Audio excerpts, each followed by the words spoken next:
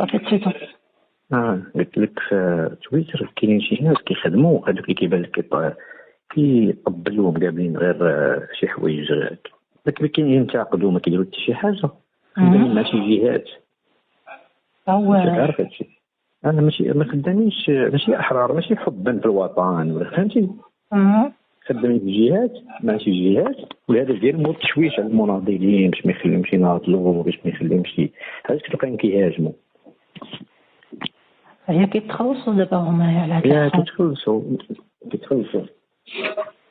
وحنا ناس ديال القضيه، يعني ضروري غدا تواجهي شي مشاكل، وانا بغيت هذوك الحسابات وهذاك الشيء نعاودو لك ان شاء الله في العشيه او غدا بالتفاصيل، باش ما ديري بيه ندير براسك في مخك بلوك، فهمتي.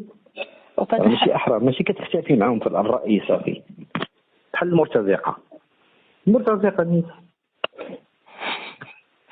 هكا فهمتي اختي لبنى؟ فهمتك. يعني واخا تضلي تقنعيهم وغادي ما غاديش يقتنعوا، ولكن انا خدمتهم هذيك بحال كتدخلي معاهم ديك الحوارات ولا داك الشيء، ما بقيناش حنا ندخلوا معاهم الحوارات، هي باش خرج من داك الهاشتاغ ديال البلوكي قدام صافي ما عندنا ما نديرو بهم.